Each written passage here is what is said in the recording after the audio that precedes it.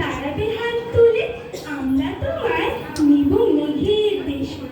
আমি বলি মাঝে আমার ঘরে বসে আছে যে আমার তরে, তারে ছেড়ে থাকবো কেমন করে? শুনে তারা হেসে যায় মা ভেসে, তার চেয়ে মা আমি হব মেয়ে, তুমি যেন হবে আমার চাঁদ, দুহাত দিয়ে ফেলবো তোমায় থেকে, আকাশ হবে এই আমাদের ছাদ।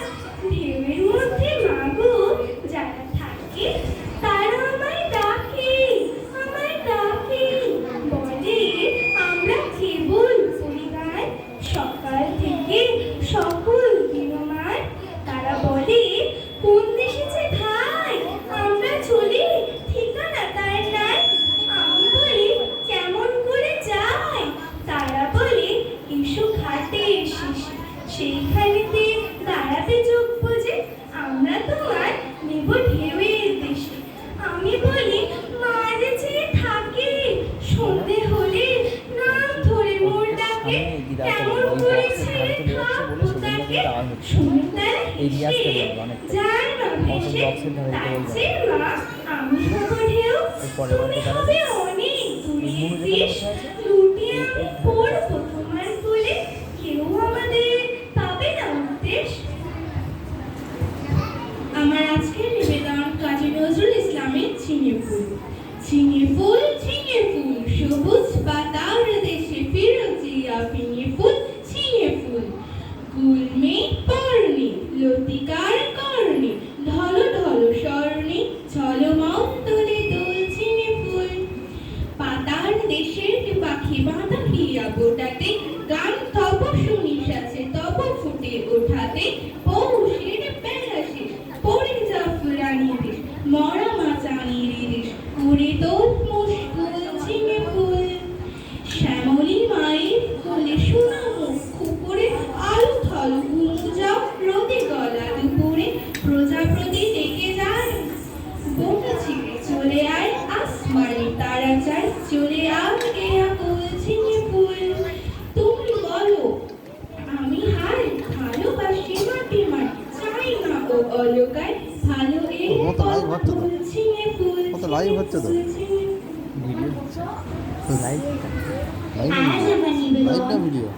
রবীন্দ্রনাথ ঠাকুরের তাহলে আমার তো ছবি তুললেই হয়।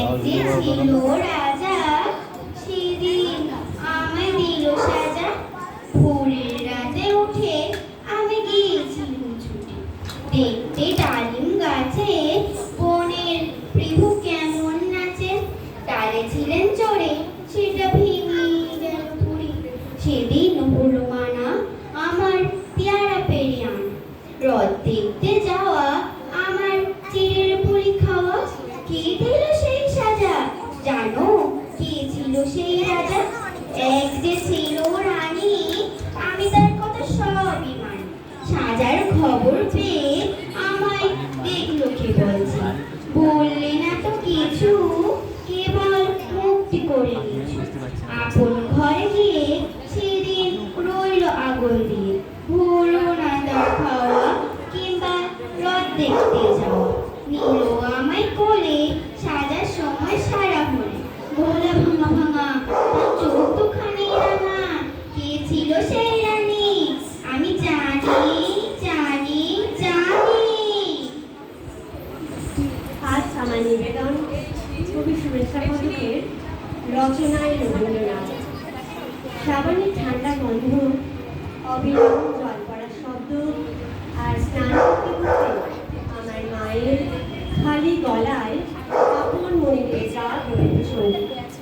আমার কাছে রবীন্দ্রনাথ মানে এইসব, আমার কাছে রবীন্দ্রনাথ মানে 25শে বৈশাখের আনন্দ উৎসব নয়, 22শে শ্রাবণের ব্যথা নয়। আমরা যখন ঠাকুর বাড়ি কিংবা বোলপুরের বিশ্বভারতী, আমি কোথাও তাকে তেমন করে পাই না যেমন পাই আমার মায়ের খোলা গলার গান।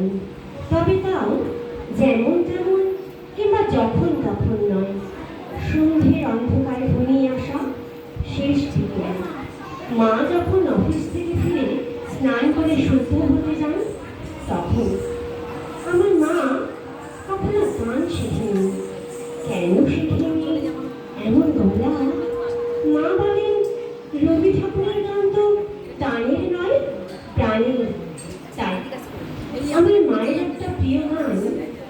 আমাদের তুমি মোড়ে ভালোবাসাটি ঠাই। দু একদিন পর পর মায়ের মুখে গানটা শুনতে শুনতে কখন যে গানটা ফোন কাছে নিয়ে গেলে হবে, দুটো মাইক্রোফোন কাছে নিয়ে গেলে হবে, মাইক্রোফোন স্পিকার কাছে নিয়ে গেলে হবে। অন্ধকার ঘনিয়ে এলো।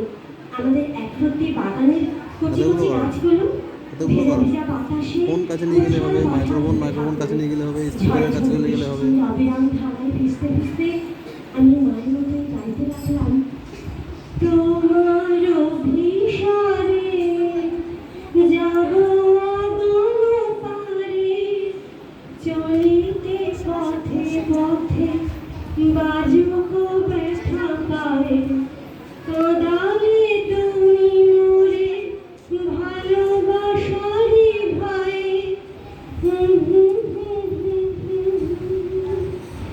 অভিসার মানে কি মা? অভিসার? অভিসার আবার কোথায় পেল? কেন তোমার গানে? আমার গানে অভিসার? ও, তোমার অভিসারে যাবো আগুনে পারে? হ্যাঁ, ওখান থেকে। অভিসার মানে যাওয়া, কিন্তু যাওয়া ততটা নয় যতটা যেতে চাওয়া। সবসময় ভেজা জামায় ঘরে ঢুকে দেখি বাবা ফিরে এসেছেন কখন। বললেন, বর্ষায় ভিজতে ভিজতে কোনো বর্ষার গান এলো না মনে? বাবাকে কি করে বোঝান অভিসার শব্দের মানেটুকু? এখনো জানি, আজই জেনেছি ভালোবাসার আঘাতে কেমন করে কাঁদা যায়। এইসব নিয়েই আমার রবীন্দ্রনাথকে আমি মেঘলা আকাশে, বাদল বাতাসে, মায়ের স্নানের শব্দে, সাবানের গন্ধে, বিকেলের মরে যাওয়া আলো অন্ধকারে বারে বারে বসে যায়। বছর বছর যত দিন যাবে। নমস্কার।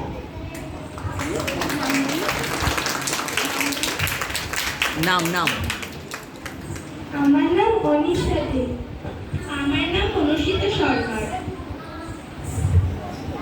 আমার নাম মিস সুবাহা স্বামী। আমার নাম লোপামুদ্রা দাস।